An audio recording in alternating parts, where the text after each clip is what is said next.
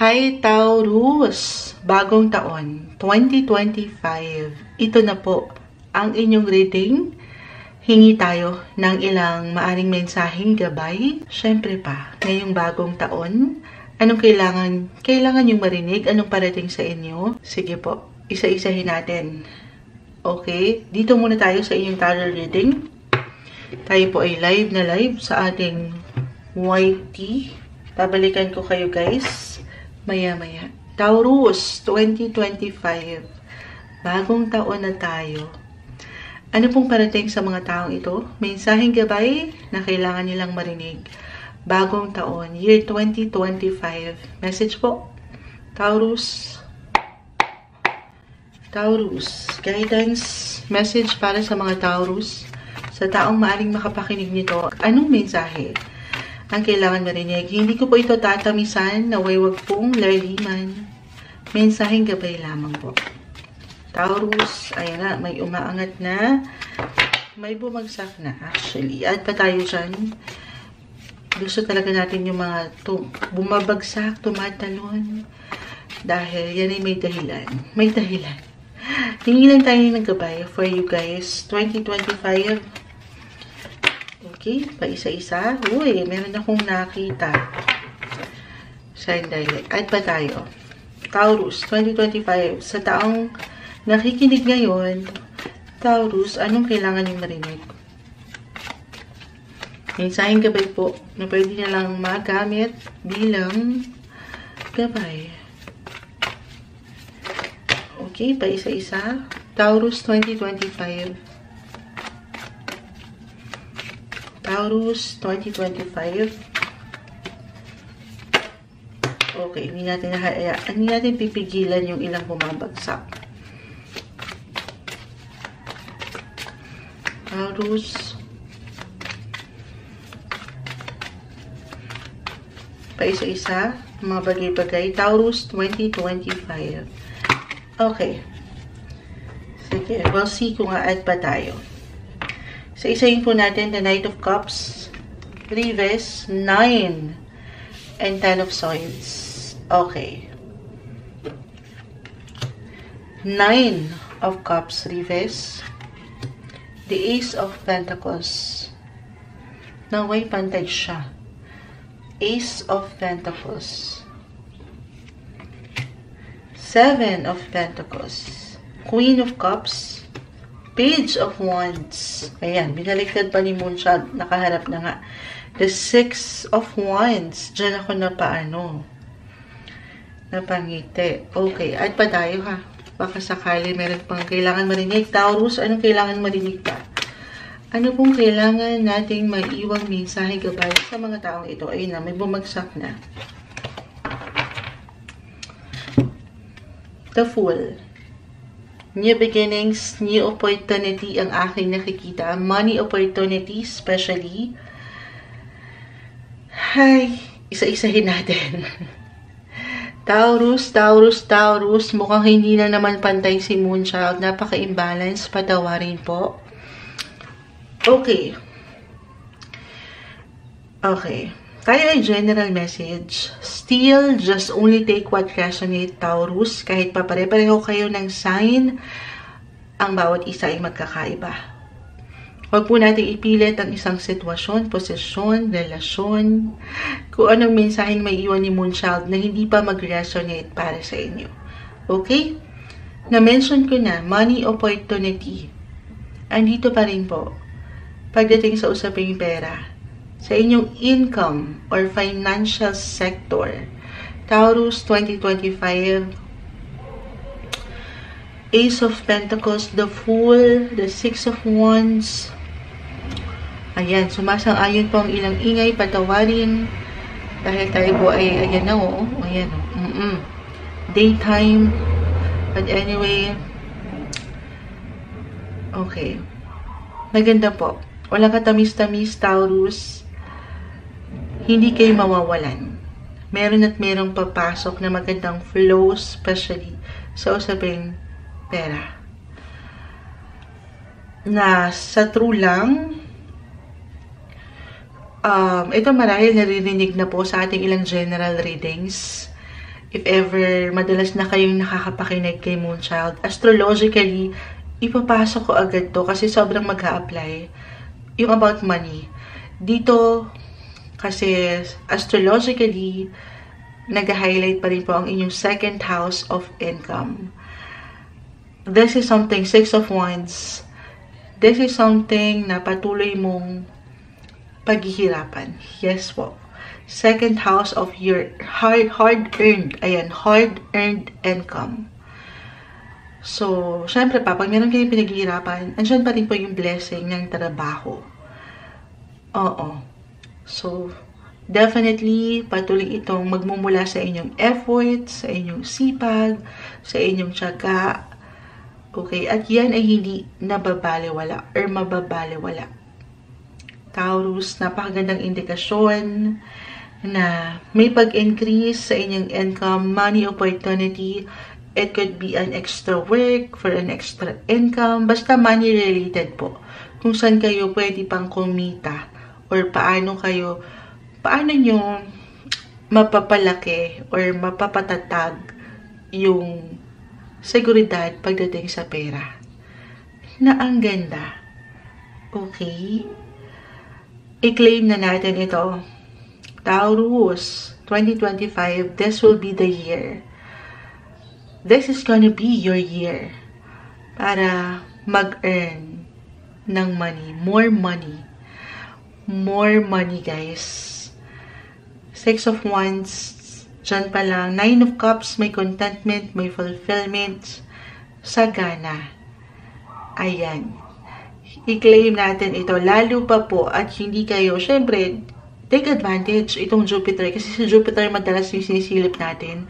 Astrologically speaking lamang po, since Jupiter is the planet of luck, expansion, wealth, currently still in your second house, Taurus, of earned income. So, patuloy kang, ano to? Diretsahan si Moonchild. Patuloy tayong kumilos. Okay? Patuloy tayong maniwala na yung bawat efforts na iyong inilalaan sa trabaho, sa iyong buhay negosyo, paggawa, maging ano pa man yan, meron tayong nakikitang success. Yes po. The 6 of Wands na napakagandang indikasyon talaga na merong pagtaas, pag-level up sa inyong possession or sa kinikita. Apakaganda. Walang katamis-tamis. Pero yun yung una ko nakikita magandang posibilidad po para sa inyo ngayong bagong taon. Okay? Hindi imposible, guys, na if ever andito kayo sa bagong simula pa lang din, if ever maghanap kayo ng trabaho ngayong bagong taon, may mga bago. The Fool is here. Or sabi ko nga bago, something bago pagdating sa inyong buhay, financial, at kung saan kayo pwede kumita. Merong material gains, kumbaga.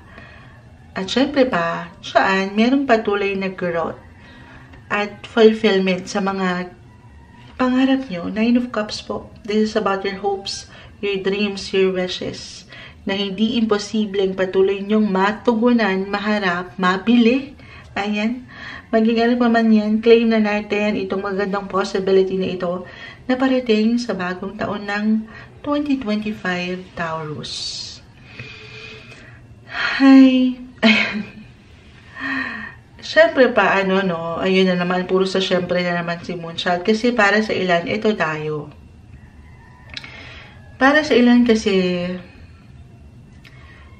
as a fixed sign, Taurus, may tendency, minsan natatakot tayo. Merong fear, merong doubt doon sa kakayanan nyo, especially sa pwede nyo pang magawa. This is not the best year para pagdudahan ang inyong mga sarili. So, stay confident, positive, malaking bagay yun. Tingnan nyo yung nabivision nyo pang kayo sa mga susunod na taong ito. Napakaganda. Huwag lang kayong panghinaan ng loob. Huwag kayong ma-stuck. Huwag kayong, kasi sa Taurus, sabi ko nga, mayroong tendency na kung saan kayo sanay, or kung ano yung nakasanayan nyo, especially if that's something komportable na kayo, ayoko nang sumubok ng bago, ayoko nang, dito na lang ako. Well, wala rin namang masama doon. Pero kung meron ka pang hinahanap, or parang may kulang pa, why not? Take new chances, take risk, ng the fool. Lalo if this is something bago sa inyo, huwag naman magmamadali. Kasi as a Taurus din, may tendency na maging mainipan kayo at baka magpadalos-dalos kayo sa bawat pag-aksyon or desisyon. Take it easy. No pressure. Wala kayong ibang kakompetensya dito kundi ang inyong mga sarili. Okay? Laban lang ganun nang hindi ka nagmamadali. Trust the process. Ayan. Again, na-mention ko na it could be an offer. Mabibigyan kayo ng offer, opportunity, project, new client, kung kayo yung mga self-employed. Magiging maganda po ang takbo ng taong ito, lalo pa sa kung saan kayo kumikita. Okay. Taurus, of course, ito kailangan marinig. Kung iaalaw nyo lang, okay? I mean, kung patuloy lang sasamahan ng paniniwala sa inyong sarili, patuloy na pag-aksyon, huwag niyong pagdudahan. Again, ang inyong mga sarili, kasi meron ako nakikitang pag-aalala na baka hindi siya maging okay. Hindi natin malalaan ang isang bagay kung hindi mo susubukan. Pero aking ulitin, baka naman wag magmadali. Sabi kasi ni Moonchild, wag akong matakot. Hindi, wag kang matakot. Marami pang possibility, new opportunity, merong bagong pinto na kung saan pwedeng mag-ambag sa'yo sa iyong patuloy na growth ngayong bagong taon at sa mga susunod pa. Yan yung ikatatatag ng iyong buhay, pinansyal.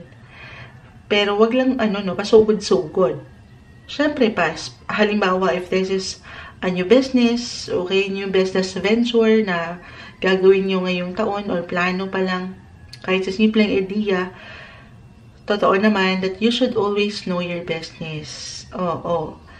Kung ano man yung papasukin nyo, pag-aralan kung kinakailangan. Yun lang naman.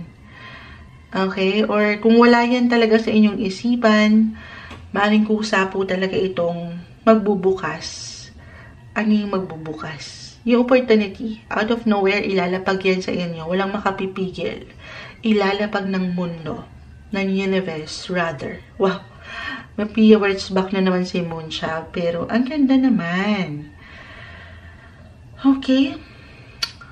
Other messages, andito pa rin tayo guys, buhay karera. Angat po yung inyong mga public image. Limitless ang ilang ganap. Higit kayong titingalain, mapupuna at mapupuna. Okay, hindi nyo pa man yan ma-realize. Pero nakikita kayo yung inyong prinsipyo or pagiging hardworking talaga, focus and concentration sa trabaho. Nakikita. At yan, nagle-level up talaga. Para ba, halimbawa, itong mga boss nyo, ngayon pa lang, nakikita na kayo na, ay, stay ka, may something dito. Kailangan ito ng something biyaya. Recognition, promotion, bonus, magagandang posibilidad po. Okay. Sana all. Hindi. Wag lang kayong magpa-distract or magpa-apekto. Kahit sa simpleng pakiramdam na baka wala na. Or kaya wag na lang, parang gano'n. Hindi nyo na iaalaw yung sarili nyo na magsumubok, ayan, sa mga bago. Bago po. Yes to new beginnings, Taurus. May mga bago tayong nakikita. Overall, yung contentments, okay, umaangat po dito. Yung happiness, yung level ng happiness sa kinikita. Kung hindi man ito, guys, sa reality, sabi ko nga po, magkakaiba ang bawat isa. Gaano man kalaki kaliit, pero claim natin na meron at merong improvements dito sa aking ilang unang na-mention. Kumbaga, mas masagana, lalo kung i-compare nyo itong ilang tinakbo or itinakbo ng negosyo, sa trabaho, pera, mas maalawan pa rin. Okay? Aangat yung comfort pa rin. Ito yung hinahanap as a Taurus, yung comfort, yung security, stability, pagdating sa finances, and yung value nyo. Okay, value in terms of work, partnership, money, and pagdating syempre pa sa ilang tao, buhay, relasyon, pag-ibig, dito na tayo. Taurus, speaking of relationship, partnership, napakalawak rin ang usaping relasyon. Una ko nang iiwanan din, yung nakita ko at nabanggit rin pagdating sa trabaho, pera, yung respeto. Okay, andito po. Parang higit kayong titingalain ang inyong mga kapareha o ilang tao sa inyong paligid, pamilya. Parang masyado silang honored and flattered na parte ka ng kanilang buhay. Kasi umaangat or aangat ang iyong value, yung halaga mo. Hindi mo pa man yan ma-realize sa iyong sarili, pero pinapahalagahan ka. You are being appreciated, loved and appreciated, Taurus. Okay? Na ang ganda. Hi! Okay, for some of you, eto, just only take what resonate. Taurus, na no matter what your relationship status, single ka pa man, couples, attached, married, kung nagkaroon kayo ng ilang glitch, delays, nakaramdam kayo ng pag-angat ng ilang pagkakaiba, na very normal, lahat tayo humaharap dyan. Ups and downs, through thick and thin. Ayan. The Knight of Cups, 9 and 10 of Swords. Hindi to madali. Okay? Maaring ito is something naging malalim, naging challenging, yung struggle sa relasyon. Naiiwanan kayo nung parang nagkaroon kayo ng gap or ng distansya. Hindi kailangan laliman, guys. Halimbawa lamang, andito kayo sa long distance relationship, LDR, na hindi madali. Okay? Pero this time, aking ulitin, meron pong contentments, umaangat yung happiness, fulfillments. Ayun. Okay? Parating na siya. Meron tayong nakikitang higit na comfort. Okay? Comforting, yung protection sa love. Andito po. Na-mention ko na ba ang travel? Ayun long distance. Meron po. Meron tayong nakikitang travel din with Page of Wands. 7 of Pentacles, long term, pang long lasting, pang forever, ang umaangat dito. Or, kung kayo'y dumaan, sabi ko nga, dito sa ilang difficulty, sinubo kayo ng universe nitong mga nakalipas na buwan or taon. Ito na. Lalaban, kung andito pa rin po ang puso, sa realidad, again, magkakaiba. Kung andito pa rin, sa kabila ng ilang pinagdaanan nyo, separately or dito bilang isang individual sa relasyon, maybe isang paalala lang ito. Balance and tamang plano. Okay? Compromise with your partner. Communicate, connect. Single. Ano na? Galaw-galaw. Ganon, hindi. Meron. Kung willing lang kayo, the Fool is here. Paangatin niyo yung parang freedom. Ayan, yung freedom in you na malawak, maraming isda sa dagat. Wow. Meron at merong opportunity para sa inyo. Taurus, kailangan mo lang, sabi ko nga kanina, mag-take ng risk. Kasi dito sa ating little shell, comfort zone, na-mention ko kasi yung dagat. Meron ako nakikitang ilang dagat dito. Yung inyong mga emotional zone. Okay? Minsan nananatili ang ilan dyan. Dahil nga marahil may pangamba, may takot na magtiwala na ulit, or mag-effort, alin man dyan. Kung ready ka naman na merong makilala, meron po. Okay? Meron at merong opportunity. Merong magbubukas na pinto ng oportunidad para sa mga bagong tao. Umaangat po, someone new. Single, someone new yung aking nakikita. Or sa ilang couples, sabi ko nga, yung renewal, rebirth, may chance pa. Lalo pa kung dito, ay dumaan kayo sa difficulty at andito pa rin ang puso sa kabila ng lahat. Okay? Pero still, magkakaiba ang bawat isa. 10 of Swords, hindi to madali. Medyo painful to, guys. Okay? Physically, mentally, emotionally, dadaan kayo. Pahintulutan nyo muna ang inyong mga sarili na dumaan sa process ng healing. Okay? Yung pagpapahilom ng ilang sugat. Kung kailangan gawin yun, then go. Walang pagmamadali. Okay? It takes time to heal naman. Iba-iba tayo ng proseso sa part na yan. Ito yung umaangat para sa inyo. Single. Why not? I feel dito na mahigit na magiging supportive. May ilang support. Supportive ang ilang friendship. O ilang taong malapit sa inyong puso. Kung paangat din ng inyong mga pagiging sociable. You have to put some effort din, single.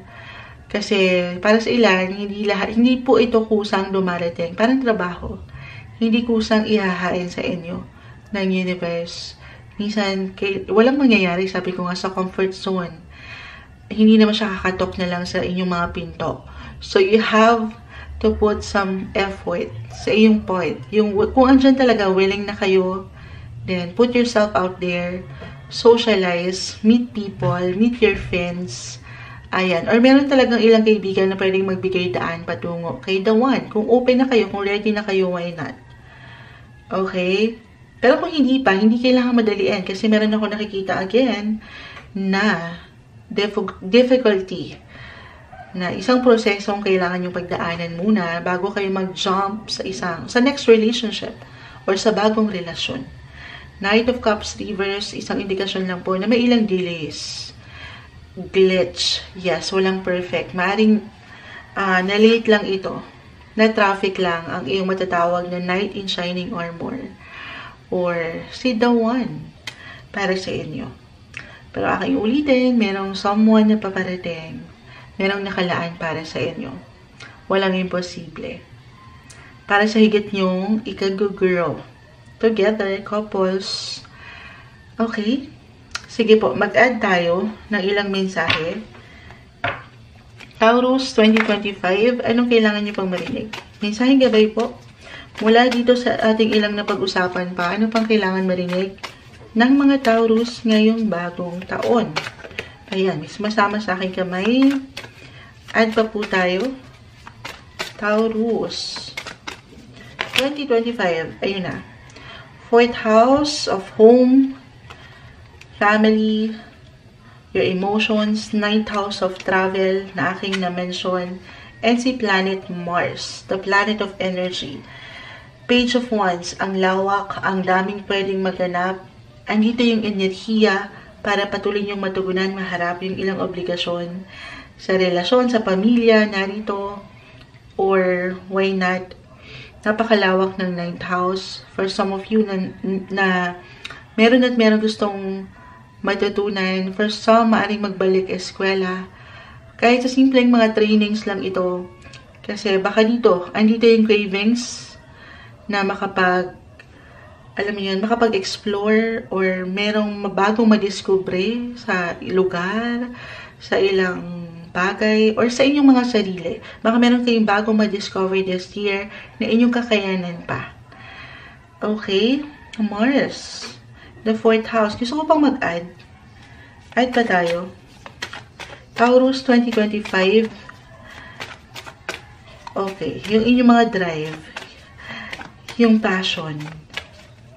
Action. Or maybe a reminder. Sabi ko nga, patuloy lang po na pagtugon sa mga gusto niyo pang gawin. Pagharap dyan. Okay, meron kayong sapat na enerhiya, merong strength in you. Uy, sige po. Ayan na. Uy, napapauwi si Moonchild. Yung energy ng Leo and Libra. Hindi po kailangan mag-apply agad sa inyong buhay yung sign. Additional lang naman ito. Pero Libra is all about partnership, relationship. Leo is all about your passion, love life. Yes po. May pag-angat ng inyong mga natural na abilidad ito napakalawak. Kung saan kayo higit na mas magiging masaya. Yung happiness nyo, nasaan ba? Ito, why I'm getting a message dito sa pagkonekta. Pakikipag-socialize. You have to put yourself out there, Taurus. 2025. Maging bukas kayo. Kahit pa sa paraan nyo ng pagsasalita, pakikipag-usap, pag-share, pagbabahagi. Kasi parang mapakikinggan. Higit kayong mapakikinggan. Okay? Higit kayong mapupuna. Yung inyong aura. Yung inyong pagiging magnetic. Okay. May strength in you. Tanungin ang sarili, ano ba yung matatawag mong passion? Or talagang hihilahin kayo ngayong bagong taon ng inyong mga calling or higher purpose pa. At sa part na yan, syempre po, kayo yung higit na makapagpapasya. Or mayroong something talent kayong mapapaangat. At ito yung pwede nyo pang madiscover sa inyong mga sarili. Special talent ba ito? Ano yan? Magiging ano pa man yan? Kasi Leo is in the 5th house po of music, arts, passion, yung pagiging creative nyo, kahit dito sa simpleng hobby nyo lang, or sports, baka mayroong something benefits dyan, or dyan kayo higit na mag-grow. Gamitin nyo raw yan, paangatin nyo raw po yan. Okay, anything related din, why not? 9th house, Libra. Sabi ko nga sa ibang bansa, so ipasok natin yung communication, technology, social media, using the internet.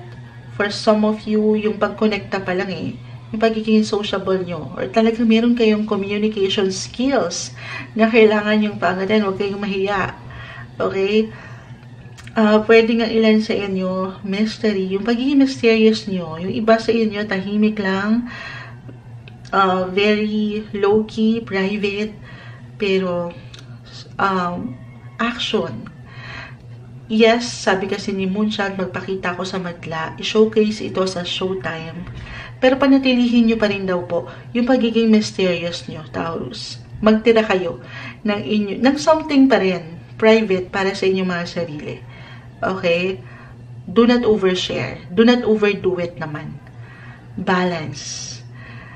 Naiwanan ko kayo ng pagpapayo na magpakita sa mundo, pero still, bilang umangat si The Mystery, The Numinous, magtira pa rin ng parang mahihiwagaan pa rin ng ilang tao sa inyong paligid. May hugot kayo, Taurus. Okay? Pero magandang possibility. Ano pang ma-add natin? Leo, ito hindi kailangan mag-apply relationship-wise. Sa 5th house, dyan po pumapasok ang matatawag nyong one and only true love. Yes po. Someone bago, merong spark sa relasyon, single. 4th house, kung andito kayo sa relasyon, kung saan sabi ko nga, dumaan na kayo sa ilang pagkakataon na hindi ganun kadali. Ups and downs, pero nananatili yung emosyon sa isa't isa. Eto na, maaaring meron ng gustong ibahay ka. Or magdidesisyon na. Mutual decisions na kung saan gusto niyo ng magsama sa isang bubong. Ganun yung nakukuha kong enerhiya sa inyo. Mas mature, mas long-term, as I've mentioned, long-lasting, may forever. Sana all.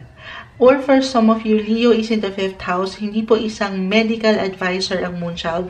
Pero dyan pumapasok ang alin? Ang baby po. House of Children, pregnancy. Hindi po kailangan mag-apply para sa lahat. Just only take what resonate. Okay? Yes po. Merong parating. Maaring merong mag-add up sa inyong family. May family member na bagong darating. Or kung hindi mag-apply sa inyo mismo, since mag-highlight sa inyong mga Taurus, especially po in the second half of 2025, ang inyong 3rd house pa rin. Kung hindi ko ba, na-mention ko na ba? Parang hindi pa, no? This is about your siblings, relatives, your cousins. Merong ilang ganap dyan. Baka sila yung, merong mabuntis. Okay, kung hindi sa iyo mismo, baka sa kanila mag-apply. Hi! Pero, ayun, ang ganda, marirecognize kayo, makapakikinggan kayo, mapupuna kayo. Kaya sana, wag namang itago yung pwede nyo pang may pamalas sa madla. Wow! Support. Meron nakikita po ang support. Positive possibilities and opportunities ang naghihintay dito sa aking ilang nabanggit para sa inyo. Gusto niyo yun? Travel guys, meron bang pag-travel ang ilan sa inyo? Kung meron kayong gustong puntahan, walang imposible ngayong bagong taon. Travel opportunities. It doesn't matter naman po kung ito ay long or short travel, pero ito, night, international travel for some. Kung saan katabing-katabi ang pamilya, kapareha, maaaring mabigyan kayo ng oportunidad or kung saan yung mapapaangat. Ngayon pa lang ba, mayroong pagpaplano na to travel. May ilang involved po kasi dito na friendship or family matters. Merong pagsasama-sama, get together, reunion, reconnection. Especially para sa ilan na nalayo. Baka dito nag-a-apply yun. Baka nasa ibang bansa ngayon. At somehow nagpaplano na magbalik sa inyong roots, fourth house of roots, family, anytime soon. Eto na. Ayan na. Mabibigyan kayo ng pagkakataon na makabuo ng ilang bagong memories together. Kaya umaangat po yung fulfillments, yung contentments, or a reminder na why not? Lalo kung medyo naging busy or patuloy kayo naging busy and productive sa ilang bagay, spend more quality time kasama ang mga mahal sa buhay. Kasi guys, yung memories, maaaring ganun to eh. Yung memories na pwede yung pagsaluhan or pagsamaan, yung pwede yung mabuo this year, it will be memorable. And it is something that you will treasure forever. Kanina ko pa naman mention yung forever. Sana all. Okay? Ito yung umaangat guys. Sapat na tiwala. Andito ang init. Yung inspirasyon, motivasyon. Pero still, at the end of the day, kayong higit na makapagpapasya sa mga gusto nyong gawin. Huwag nyo lang bigyan ng limita. Yung pwede nyo pang magawa. Stay confident. Okay? At itong magagandang posibilidad na ito para sa inyo ay hindi imposibleng makamit. Panatilihin yung aking ilang na ma-mention. Yung kakayanan, meron kayo niya, may power. Hi, Taurus. Kuha na po tayo ng pinaka-final words, advice mula dito sa ating ilang na pag-usapan. Taurus 2025. Anong kailangan nyo marinig? Taurus 2025. Final words, advice po para sa mga taong ito. Taurus. Anong kailangan nyo marinig? Huwag kayong mag-alala guys. Live na live pa rin tayo. Alam ko hindi nyo nakikita yung pag-spread ng baraha. Ito naman po ay mapapanood nyo rin. Taurus 2025. Okay. Take a reality check. Take a reality check. So, inutusan tayo. Charot. Hindi. Full moon in Capricorn. Hindi kailangan mag-apply yung sign. Take a reality check. At open up to change.